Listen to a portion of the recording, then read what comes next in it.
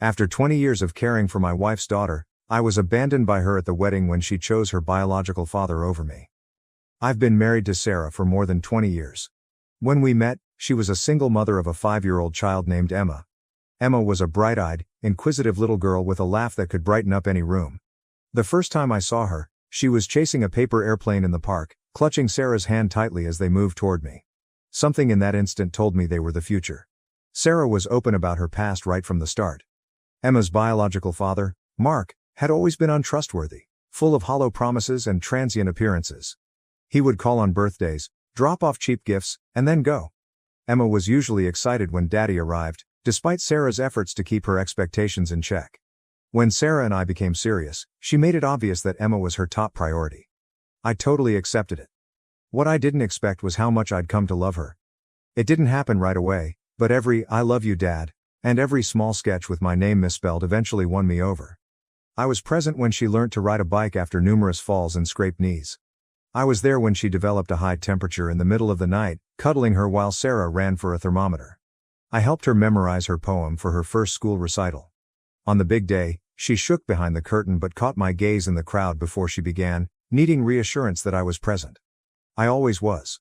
Mark, on the other hand, was merely a background character. He made huge promises such as, "Next summer I'll take you to the beach," or "I'll buy you that bike you want," but never followed through. Emma used to cry when those promises broke apart, and I would pick up the pieces. I never wanted to be the reason she stopped believing in her father. As she grew older, our friendship grew stronger. I was the one who attended her school meetings, helped her choose her graduation gown, and cheered her on from the bleachers during her games. She called me Dad, and even though I wasn't her biological father, I could see she meant it. That's why what occurred next devastated me. I wholeheartedly supported Emma's decision to attend college. I paid for much of her tuition, books, and even her little apartment rent. It was a financial cost, but I did not mind. I wanted her to have the opportunities I never had. Mark, as always, was inconsistent. He would occasionally call to say, "Your dad is proud of you," but he never contributed monetarily or actively participated in her life. Emma went up to me after the graduation ceremony, tears in her eyes. "Thank you for everything, Dad. I couldn't have done it without you." At that point, every sacrifice seemed worthwhile. So when Emma announced her wedding to Andrew, I was ecstatic. I imagined escorting her down the aisle, a symbolic moment that reflected everything we had gone through. I never stated it aloud, but I assumed that honor was mine. After all, I had been there for her at every milestone. The weeks leading up to the wedding were full with anticipation. Emma discussed her outfit, the flowers, and the music. As always, I offered my assistance, paying for a portion of the reception, donating to her attire, and covering additional expenses. I never anticipated anything in return, other than to be recognized as an important part of her day. Then the invitation arrived. I opened it with a smile, expecting to find my name in a particular place. Instead, it was only a formal guest list. My name wasn't really significant. Worse, Emma had selected Mark to accompany her down the aisle. At first, I assumed it was an error, but when I asked her about it, her remark hit me like a blow in the belly. "There's only one biological father, and I've always wanted to give him this moment." I can't express how it felt to have years of love, sacrifice, and effort rejected as nothing. But the worst part wasn't her choice. It was how nonchalantly she said it, as if she'd never considered choosing me. Her wedding day was one of the most embarrassing experiences of my life. I arrived early in a fitted suit, sat quietly among the guests, and watched Mark escort Emma down the aisle. During the remarks, I waited for someone to acknowledge me. Nobody did. I was invisible. Something inside of me snapped that day. The part of me that had always been willing to give up simply shut down. I didn't realize it at the time, but that moment signaled the start of a shift that would change everything. That moment, watching Emma come down the aisle on Mark's arm, was etched in my memory. She was gorgeous, as any bride should be, yet the vision left me bitter. Not because I didn't want her to be happy, but because I recognized in that moment that I was no longer her priority. Emma and Andrew embarked on a lavish honeymoon at a seaside resort with stunning views and first-rate amenities the week after their wedding. I did not ask many questions about it. I couldn't bring myself to talk about something that was the breaking point in our relationship. What I hadn't expected was what happened when Emma returned. She barely had time to unpack before contacting me. Her tone was light, as if nothing had occurred. She spoke about the beaches and the surprise meal Andrew had planned under the sky. I listened silently, answering briefly and fighting to maintain my composure. Then the talk went the way I should have expected. "Dad," she stated. The familiarity of that word wounded harder than I'd like to acknowledge. "I need a favor." They had some unexpected honeymoon expenses and were running low on cash. "Could I help with the cost?" For a moment, I was speechless. She asked so casually and confidently, as if she expected me to answer yes, like I had always done. I was the one who corrected things, provided, and made selfless sacrifices for her. But this time, something inside me resisted. Maybe it was wounded pride, or maybe it was the weight of years of neglect. All I know is that for the first time, I did not feel compelled to say yes. "I'm sorry, Emma," I replied, holding my voice steady while my heart hammered. "I can't help you this time." There was silence. I could image her expression of confusion. "But you've always helped before," she finally remarked, her voice filled with skepticism. I took a deep breath. "Maybe you should ask Mark. He's your real father, isn't he? Maybe he can help." There was another long pause, followed by a whispered, "I understand," before she hung up. There was no dispute or fury, only an abrupt conclusion that left an empty space in my chest.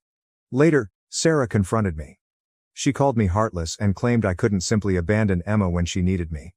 I told her it was not about money, but about respect. I was there for her for over 20 years, Sarah. And when she had the chance to acknowledge that, she chose to act like it wasn't enough. I can't keep being her backup plan whenever things don't go her way. Sarah did not comprehend. To her, blood always came first, even if it had just made empty promises. The chat ended in silence, but something altered between us. An invisible wall appeared where none had before existed. Emma has not contacted me since. Sarah told me shortly after that call that Andrew was furious with me for abandoning Emma in a difficult situation. Mark had apparently vanished, with no calls, messages, or other indications. I suppose Emma was now realizing the truth, but it didn't erase what she had done or how she had made me feel. That night, alone in the living room, I replayed every moment I had spent with Emma, every time she smiled and called me Dad. And then I knew something. I'd always assumed the title was a decision, a sign that I'd earned my place in her life. But now I wonder whether it was just a convenient word for her, something she said when it suited her. I'm not sure if I'll ever get over this, but one thing is certain. This time, I won't be the one who keeps giving. To be honest, I don't think I have anything left to give. 3 months have passed after the wedding, and despite my best efforts to distance myself, drama continues to find me. Sarah is continually trying to mend things between Emma and me, gazing at me with a mix of disappointment and imploring, as if waiting for me to give in and return to being the man who never said no. But she doesn't realize, or refuses to accept, that something within me altered that day. I can't simply go back to how things were. Since the call in which I declined to pay for Emma's honeymoon, our relationship has entirely vanished. She hasn't contacted me, and while that stung at first, it now feels like relief. There will be no more solicitations for money disguised as casual check-ins. What surprised me was how rapidly issues arose in her marriage. Sarah, of course, remained in constant communication with Emma and casually mentioned it over dinner one night. "Emma and Andrew are struggling financially," she moaned loudly. "Andrew lost his job, and they're having trouble paying rent." I kept eating, knowing what was coming. Sarah continued, "Don't you think we should help them? She's our daughter after all." I sat down with my fork and took a long breath. "I'm not her father anymore, Sarah. According to Emma, that role belongs to Mark. So if she needs help, she should ask him." Sarah glanced at me as if I'd just said something terrible. "How can you be so cold? She's always counted on you. You can't turn your back on her now." I laughed bitterly. Cold? Cold is what she did to me at her wedding, because honestly, that's exactly how it felt. Cold and invisible, like I never spent 2 decades being the one who was there for her. If Mark is her father for the big moments, then he can be her father in the difficult ones too. This concluded our conversation. Sarah stormed away, carrying her plate to the sink. That night, we slept silently, with our backs to each other. It pained that this was damaging our relationship, but I couldn't keep being the man who gave and gave while receiving nothing in return. Despite everything, Emma reached out quickly, albeit not explicitly. A week later, I received a message from Andrew. He wrote, short but desperate, "Hey, it's Andrew, Emma's husband. I need to talk to you about something important. Do you have time?" I didn't immediately respond. I left the message there as a reminder of how dramatically things had changed. I read it several times, knowing exactly what he wanted: money. There was always money. I eventually decided to hear him out. I had nothing to lose. We met in a neighborhood cafe. Andrew was already there, nervously tapping his foot and looking at the untouched coffee. I sat down silently, expecting him to speak first. "Thanks for coming," he finally murmured, his tone lacking sincerity. It seemed more like an obligation. "I know things have been tense between you and Emma, but we're going through a difficult time and I was hoping you could help." There it was, the expected request. I kept my expression neutral. "What do you need?" I inquired, despite the fact that I already knew. Andrew groaned and stared at his coffee, as if looking for the proper words. "Emma and I have been struggling financially since the honeymoon. I recently lost my job, and we are now behind on rent. If we don't pay in 2 weeks, we will be evicted." I nodded carefully, allowing his words to sink in before asking the one question he clearly hadn't expected. "Have you asked Mark?" Andrew looked up, puzzled. "Mark?" "No, we haven't talked to him. Emma thought you might be able to help. You've always been there for her." I smiled, but it wasn't a friendly one. It was bitter. "Ironic." "Exactly," I murmured, leaning forward. "And yet, when she had to choose, she picked Mark. So no, Andrew, I won't be helping this time.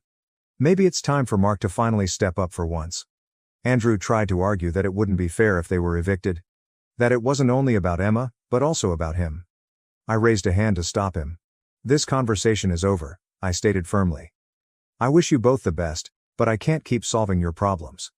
I stood up, leaving him to his cold coffee and frustration. When I arrived home, Sarah was waiting for me, like if she knew what had happened. I didn't give her any specifics because she didn't need them. She could tell I'd declined to help. Emma and Andrew have since stopped trying. Sarah is still unhappy, but she has stopped pushing me to give in. But something tells me that this is not over. When a castle collapses, there is always more rubble to come. 6 months have passed since the wedding, and to be honest, they have felt weirdly liberated. I've held steadfast in my choice not to get involved in Emma and Andrew's troubles, even if it means dealing with Sarah's persistent resentment. She does not say it directly, but I can see it in her eyes. She hasn't forgiven me for what she considers a betrayal. No matter how many times I explain that this is not about money, but about respect, she either doesn't get it or refuses to. But the space between Emma and me has provided unexpected solace. For the first time in years, I am free of the burden of always being the one to keep everything together. I've refocused on myself, taken up old hobbies like woodworking, and spent more time with friends, things I'd neglected for far too long. I felt awful at first for taking this space for myself, but now I see it as vital. Still, the drama has not subsided. Sarah told me a few weeks ago that Emma and Andrew had finally been evicted. They couldn't come up with enough money to catch up on rent, and their landlord lost patience. They're now staying with Andrew's mother in a tight apartment that barely fits 2 people, let alone a married couple. Sarah was outraged as she told me this. "This wouldn't have happened if you had helped them," she added, her tone heavy with the now familiar blame. I did not bother answering. Whatever I said, Sarah would always perceive me as the villain responsible for Emma's problems. What she doesn't know is that deep down, I know I did the right thing. Emma chose to throw me aside, and now she has to deal with the repercussions. Sarah finds it ironic that Mark has been absolutely absent during this. He didn't even answer when Emma asked for aid. It's not surprising, given his track record of unreliability. But I find it odd that, despite Emma's efforts to elevate him, he is nowhere to be found when she needs him the most. Sarah told me something a few days ago when she was making dinner, and it almost made me chuckle. Emma says Mark promised to help her find a new place to live, but he still hasn't followed through. He says he's waiting for his finances to stabilize. I arched an eyebrow, staring at her in amazement. And Emma still believes him? After a lifetime of broken promises, she still believes him? I inquired, not angry, but really curious. Sarah sighed and looked at me with despair. "He's her father," she stated simply, as if this explained everything. That exchange stuck in my memory for years. I had attempted to replace the vacuum Mark had left in Emma's life, but now I wondered if it had all been in vain. Perhaps biology has always been more important to her than her deeds. Perhaps I was never competing with Mark's presence, but with the mere fact that he existed. Emma finally contacted me around a week ago. Surprisingly, it was not about money. She sent a message indicating she wanted to meet and speak. I was hesitant to respond for a long time, but curiosity eventually won out. We met at a park that she used to frequent when she was younger. Emma was already there, sitting on a bench and nervously fidgeting with her hands. When I approached, she rose up and gave me a cautious hug. One that did not feel sincere, but which I accepted out of politeness. We sat for a few minutes in awkward silence. Then she began speaking, but not about why she had summoned me there. Instead, she talked about how difficult it was to live with Andrew's mother, the strain in her marriage, and how much she missed her own space. I listened without interrupting. I could see she had a lot to unload. She finally came to the point. "Dad," she murmured, a word that once meant a lot to me but now feels hollow. "I know I've disappointed you. I know the wedding hurt you, and I don't think I realized how much until it was too late." I waited, allowing her to continue. Inside, I felt a range of feelings, including disbelief, sadness, and lingering bitterness. Emma took a big breath before saying, "I just want to say I'm sorry for how things turned out. I never meant to make you feel replaced." "But you did," I said calmly and firmly. "Not just at the wedding, Emma. Every time you ignored everything I did for you, every time you chose to see Mark as something he never was. You say you didn't want me to feel replaced, but honestly, I don't think I was ever in that place to begin with." Emma looked down, clearly startled by my remarks. Perhaps she expected me to simply take her apologies and go back to the way things had been, but that wasn't an option anymore. Certain things, once broken, cannot be fixed. The conversation came to an end shortly thereafter. As we said our goodbyes, she told me she hoped we might repair our connection over time.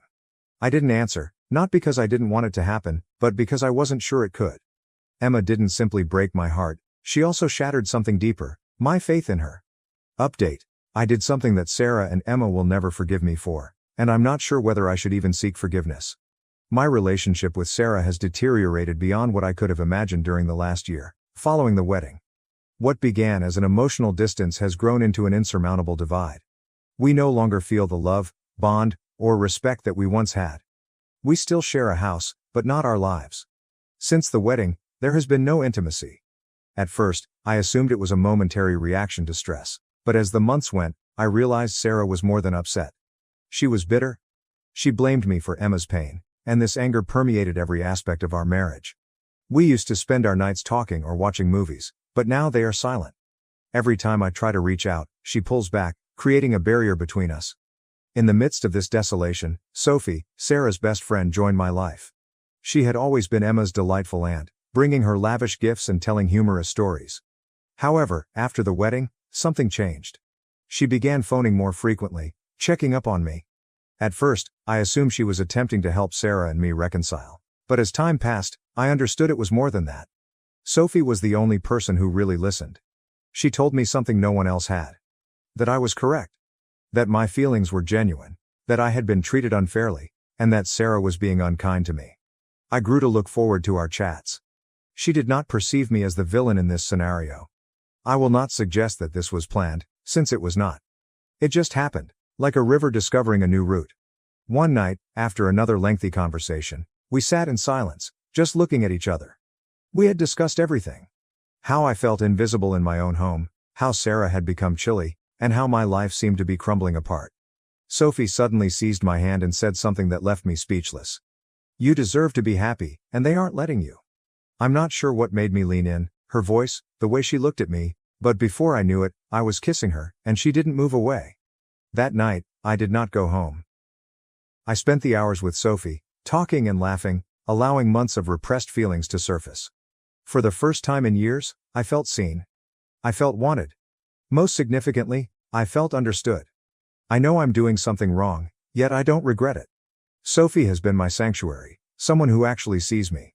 I found with her what I had lost with Sarah: connection. Sarah suspects something. She observes me when I arrive home late or leave to answer messages, but she has not confronted me. Sophie too experiences guilt, but neither of us regrets our actions. I know this cannot endure. When Sarah finds out, there is no turning back. But for the time being, I don't feel alone. Final update. 2 years have gone. Looking back, it seems like a faraway storm, yet the wounds linger. I've rebuilt my life, but I'm not sure if I can ever reverse the harm. Sarah and Emma cut me out totally, which freed me. When I eventually admitted, Sarah's reaction was even more strong than I had anticipated. She confronted me before I could respond. "What is this? I've seen the way you've changed. Tell me the truth," I said. "Sophie and we've been seeing each other. She was there for me when no one else was." Sarah's expression shifted from disbelief to wrath. Then followed the words that still haunt me. "So all of it, everything we built, meant nothing to you?" I stood there, speechless. All I had done was try to keep my family together, but I had failed. "Sarah," I replied, My voice quivering. While you were trying to save Emma, I lost myself, and you didn't even notice. She yelled so loudly that it hurt. What you've done is unforgivable. How could you destroy our family? Emma walked in. She already knew. Her voice was icy. I thought you were better than this, but you never cared, did you? You just wanted to be the hero, and look at what you've done. That's not true, I replied, frightened. You pushed me away. You chose Mark, and when you needed something, I was just supposed to fix it. But when I gave you everything, it was never enough. Was it enough? Sarah cried. That doesn't justify this betrayal. Clara, let him go. And with that, they urged me to leave and never contact them again. It stung, but I felt relieved. There was nothing more to save. I relocated to a little flat. The divorce procedure was arduous, but the legal struggle was not the most painful part. It was realizing that the life I had built was over. Sophie was there for me throughout it all, providing comfort and motivation. She did not excuse my mistakes, but she also did not criticize me. Months later, as I was finally getting my life back together, I received a message from Emma. Dad, I know I hurt you. I know I failed you, but you will always be my father. I'm sorry. I know things will never be the same, but I will always love you. I did not respond right away. The wounds were still too deep. Maybe one day I'll find peace, but for now, I'm moving on, regardless of what I've left behind. Thank you for watching. If you haven't subscribed yet, please do so and hit the notification bell to stay updated with more shocking real-life stories happening around you.